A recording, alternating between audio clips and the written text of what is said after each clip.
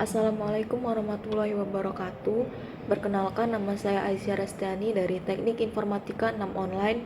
Di sini saya bersama rekan saya Yustika Sari akan mempresentasikan hasil kerja kelompok kami, yaitu dari kelompok 4 dengan materi algoritma Grady dalam mata kuliah pemrograman kompetitif. Pada bab 1 ini yaitu saya akan menjelaskan tentang latar belakang masalah. Masalah optimasi merupakan hal yang sering kita jumpai dalam pekerjaan sehari-hari, seperti optimasi pemilihan proyek, penjadwalan, dan lain-lain. Menyelesaikan masalah optimasi dapat dilakukan dengan berbagai macam strategi. Di antaranya adalah algoritma Grady, brute force dynamic program, dan maupun genetika.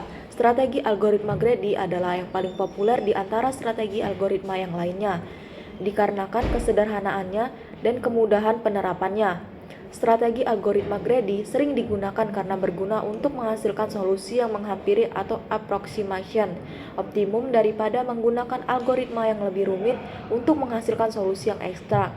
Salah satu algoritma yang mengadopsi tentang strategi algoritma Grady untuk ditetapkan dalam penyelesaian kasus optimasi adalah algoritma knapsack. Knapsack dapat diilustrasikan seperti cara memasukkan beberapa barang ke dalam suatu kantong atau knapsack. Kapasitas kantong ini memiliki keterbatasan ruang sehingga barang yang dimasukkan ke dalam kantong tidak melebihi batas dan diperoleh keuntungan yang optimal. Selanjutnya adalah perumusan masalah. Berdasarkan latar belakang masalah, maka perumusan masalah pada penelitian ini adalah bagaimana mengoptimalkan hasil pemilihan proyek dengan menganalisis performansi algoritma knapsack. Yang ketiga adalah maksud dan tujuan. Maksud dari penelitian laporan ini adalah untuk melakukan analisis performansi algoritma knapsack pada kasus pemilihan proyek. Adapun tujuan dari pembuatan laporan ini adalah mengetahui performansi algoritma knapsack pada kasus pemilihan proyek. Yang kedua adalah mendapatkan hasil yang optimal dari kasus pemilihan proyek yang menggunakan strategi algoritma Grady. Yang keempat adalah batasan masalah. Batasan masalah yang ditentukan dalam penelitian ini adalah sebagai berikut. Yang pertama, strategi algoritma yang digunakan untuk menyelesaikan masalah yang sedang diuji menggunakan strategi algoritma Grady dengan pendekatan Grady by Density. Yang kedua adalah model analisis yang digunakan adalah model kompleksitas waktu. Yang ketiga adalah jenis algoritma yang dianalisis adalah functional knapsack. Yang kelima, saya akan menjelaskan tentang metode penelitian. Metode penelitian yang akan digunakan dalam pembuatan laporan ini menggunakan metode analisis deskriptif. Analisis deskriptif adalah metode analisis dengan mendeskripsikan atau menggambarkan data yang telah terkumpul sebagaimana adanya tanpa membuat kesimpulan yang berlaku untuk umum. Selanjutnya adalah sistematika penulisan.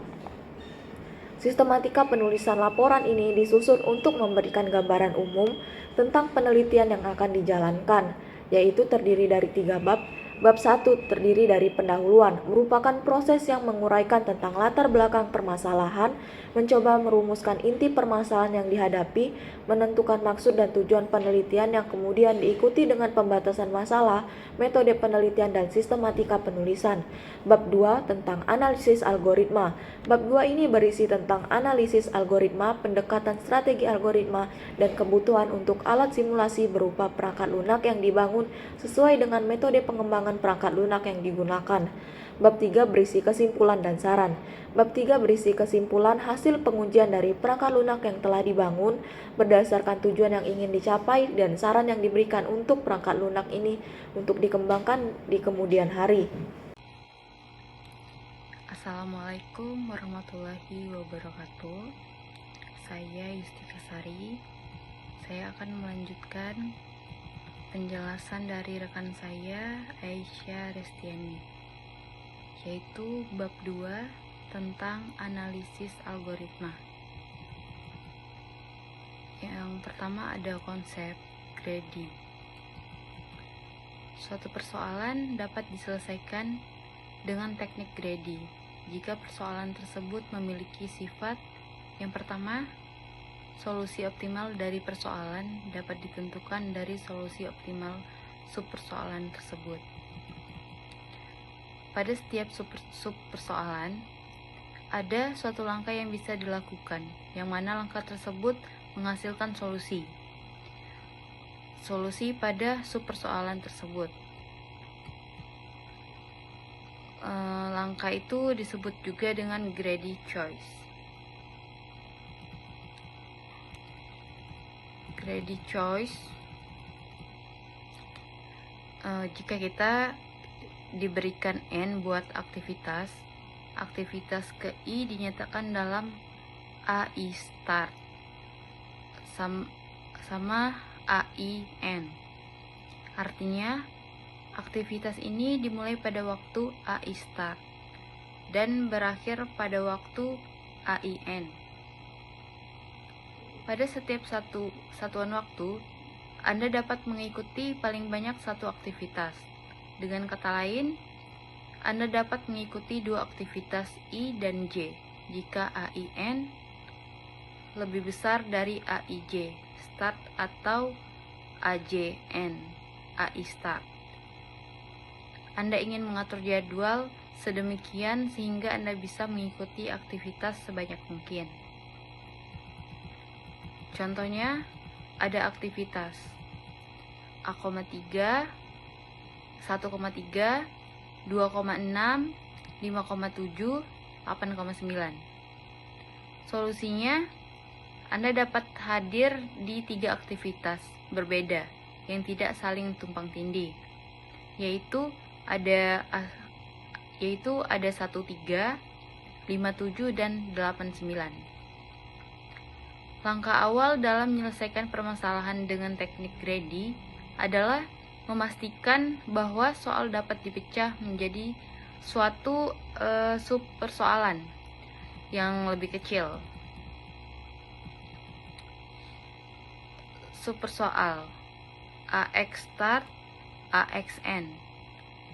Jika ditanya, bagaimana caranya menemukan subpersoalan dari activity selection? Ada daftar kegiatan yang dinomori 1 sampai N. Kita asumsikan saja daftar ini berurut berdasarkan AI start. Asumsikan kegiatan pertama yang kita ikuti adalah kegiatan ke-10. Maka kegiatan selanjutnya yang diikuti haruslah memiliki waktu yang awal, AXN. Jika J adalah nilai terkecil yang memenuhi AJ start, AXN, maka kita bisa mendapatkan subpersoalan activity selection dengan kegiatan dari J sampai N. Seperti yang diilustrasikan pada gambar di atas. Ada greedy choice. Persoalan yang dapat dicari subpersoalannya belum tentu dapat diselesaikan dengan teknik greedy. Jadi pada setiap subpersoalan harus dapat langkah yang bisa dilakukan, yang mana langkah tersebut dapat menghasilkan solusi optimal pada persoalan tersebut. Dan itu biasanya disebut dengan greedy choice. Pada persoalan activity selection, ada beberapa langkah yang dapat dilakukan. Di antaranya memiliki aktivitas dengan waktu paling awal, yaitu aktivitas dengan durasi tersingkat, ataupun aktivitas dengan waktu paling lama, paling awal. Namun, tidak semua pilihan tersebut merupakan pilihan yang optimal. Yang pertama, ada memilih aktivitas dengan waktu paling singkat. Seperti gambar ini, kasus mana yang memiliki aktivitas dengan waktu mulai paling awal, tidak optimal.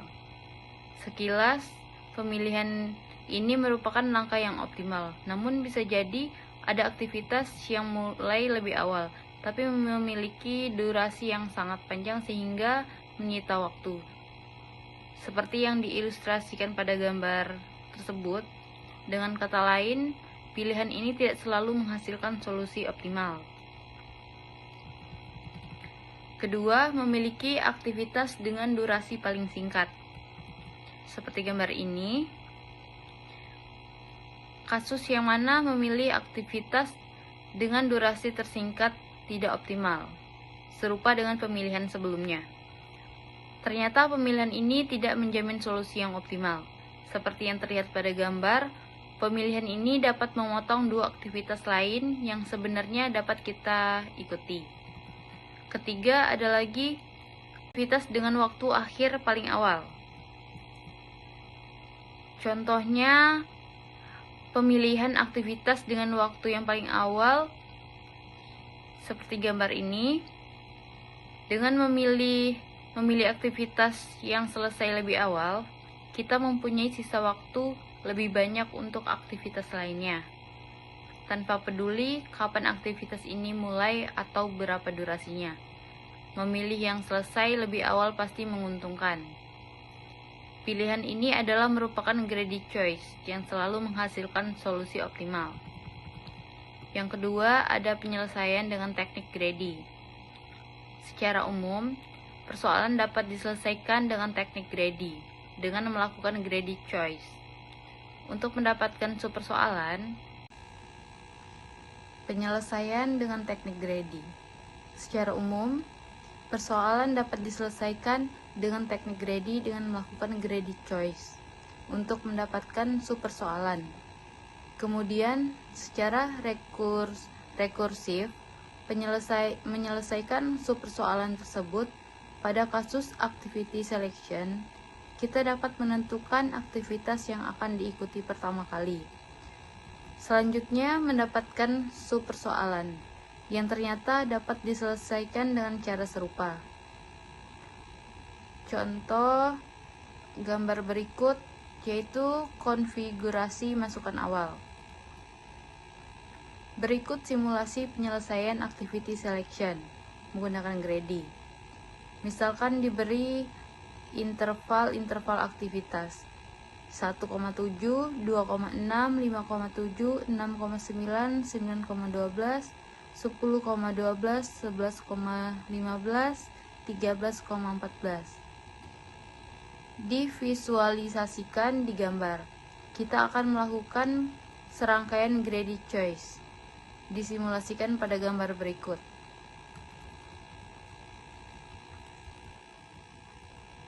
Langkah pertama, pilihan yang ada yaitu 1,7, 2,6, 5,7, 6,9, 9,14, 10,12, 11,15, 13,14. Kita pilih interval 2,6 karena interval tersebut memiliki waktu selesai paling awal. Gambar berikut langkah yang kedua. Setelah memilih 2,6, kita dapatkan subpersoalan dengan pilihan yang tersedia berupa yaitu 6,9, 9,12, 10,12, 11,15, 13,14. Berikut langkah ketiga.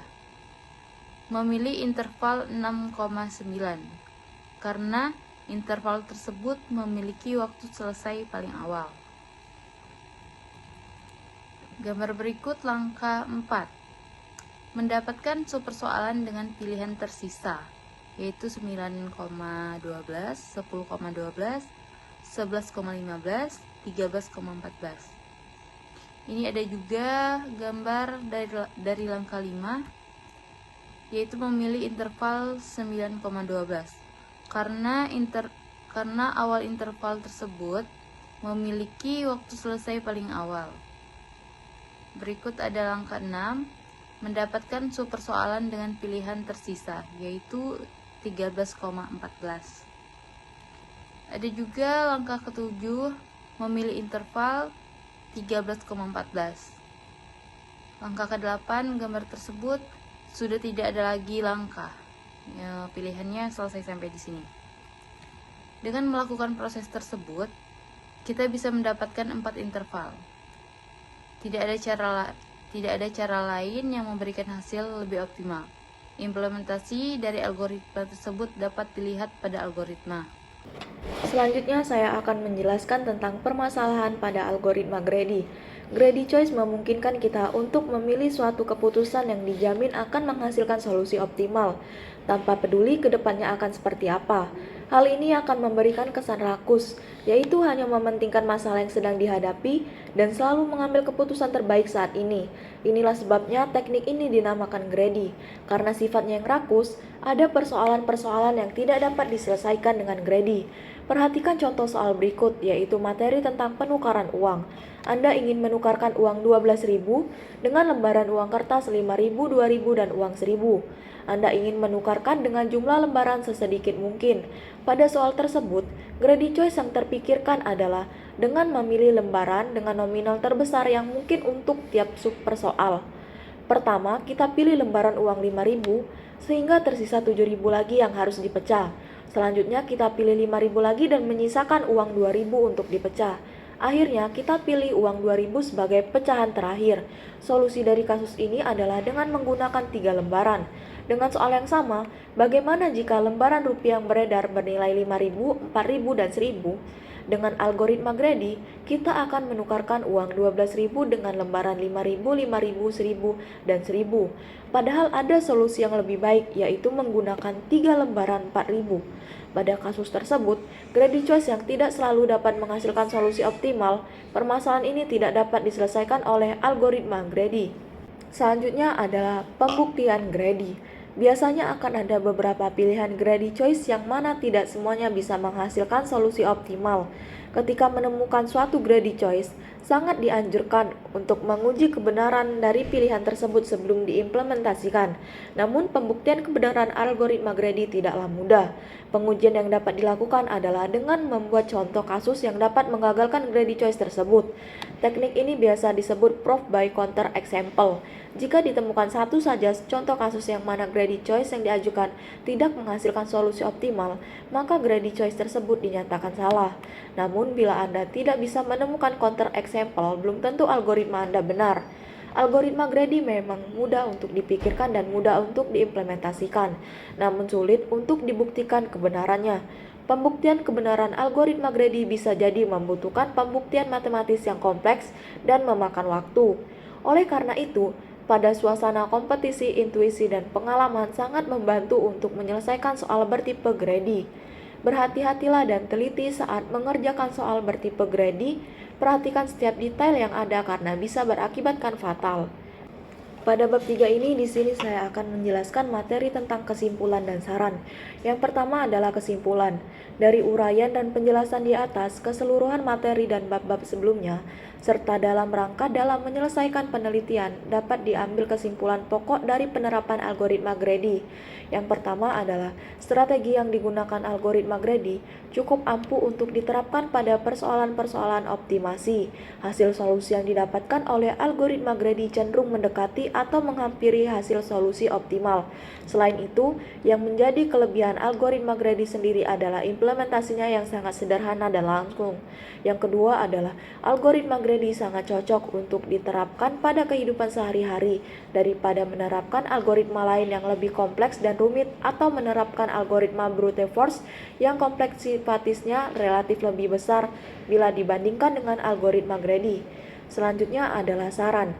Dalam penerapan algoritma greedy, penulis menemukan beberapa masukan di antaranya yang pertama, di masa depan, sebaiknya lebih banyak pembahasan mengenai permainan Pac-Man, sehingga mahasiswa dapat belajar lebih banyak mengenai aplikasi algoritma yang dipelajari di kuliah dan lebih bersemangat mengimplementasikannya.